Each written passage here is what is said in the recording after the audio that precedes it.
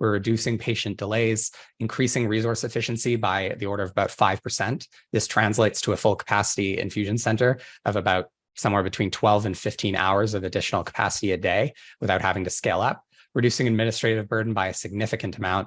And as I mentioned before, our staff actually enjoy using this tool, which we pride ourselves on.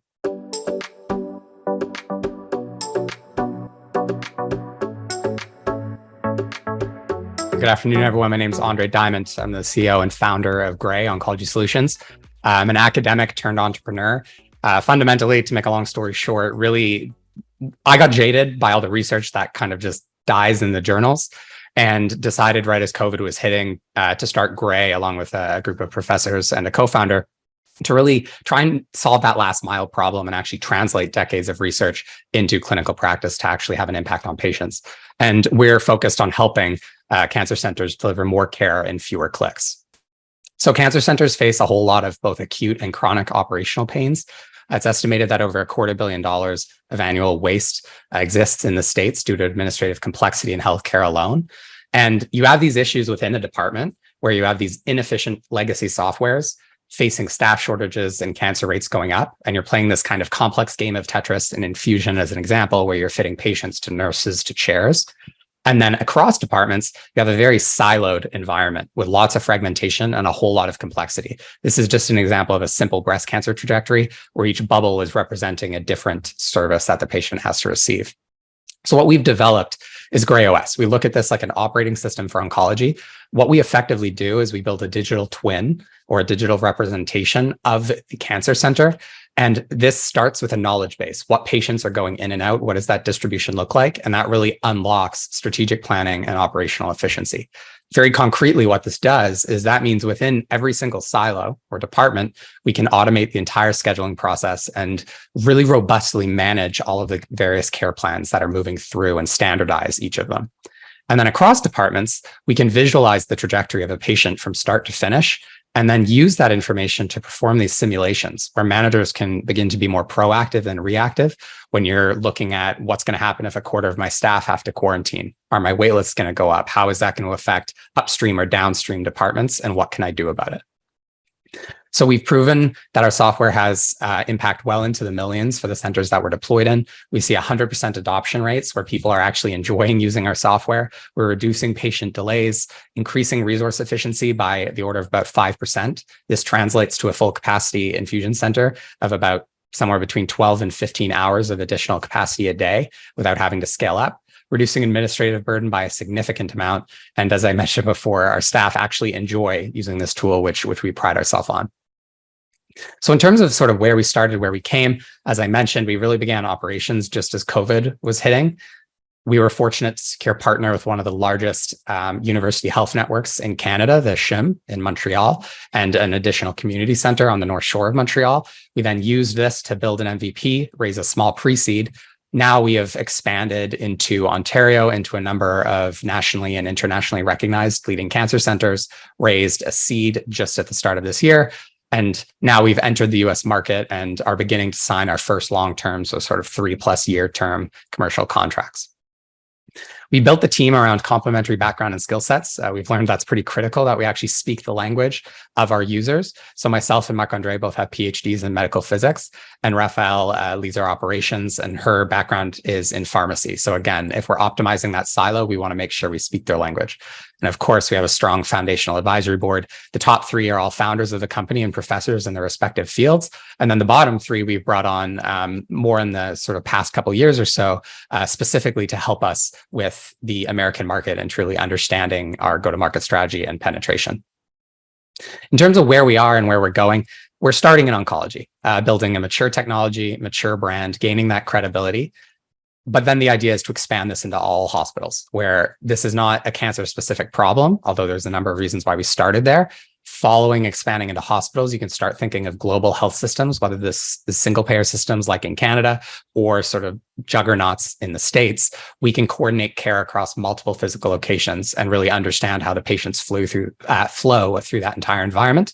And then finally, we can come full circle where we're not just looking at the operations and the logistics, but we have these rich trajectories of patients moving from A to B to C. And if we layer in outcomes, we can now make this clinical decision support tool that can truly marry both logistics with the actual clinical decisions that are being made. So happy to answer any questions, and I never turn down a good conversation. So happy to chat afterwards as well. So Andre, in terms of an ask of this crowd, you've got this great group of investors and innovators who are in the audience today. I mean, do you have a specific ask for them? Exactly. So as during the timeline, you may have noticed that we did actually just raise. So I may be a bit unconventional in that I don't have an active round open. That being said, both on the investor side and on the provider side, we're really looking to just meet more centers and meet more investors that are looking at these same type of challenges and understand how we can work together. Our home base and the majority of our customer base is in Canada, and we're sort of just entering the States. So really have our eye on early adopters that want to be on more the bleeding edge instead of the cutting edge, let's say.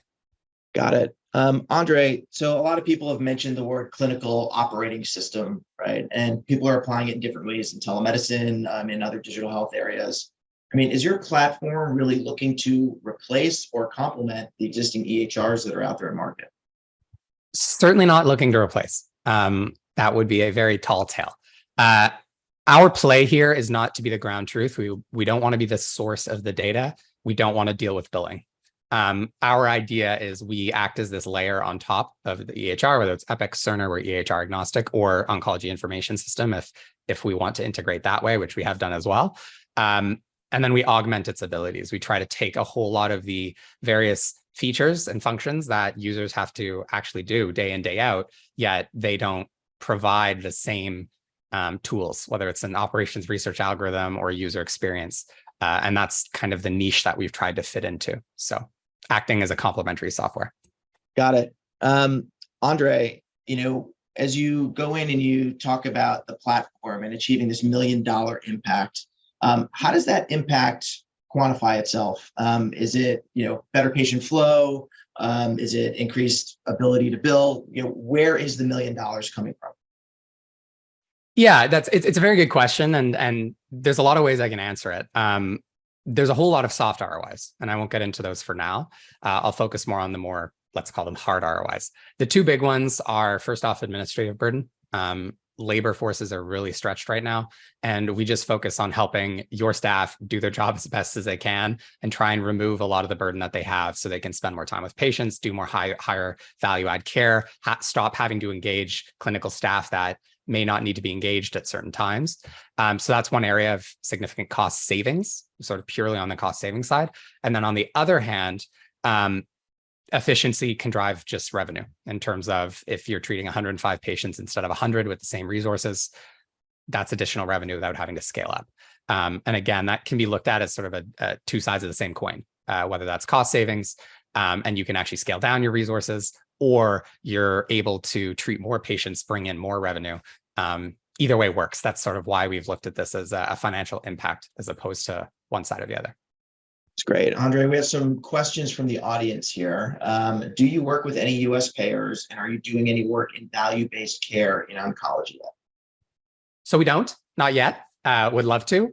We've explored a little bit in terms of the payer environment as to how would that work, because fundamentally our users are the operational staff within a provider or a provider network.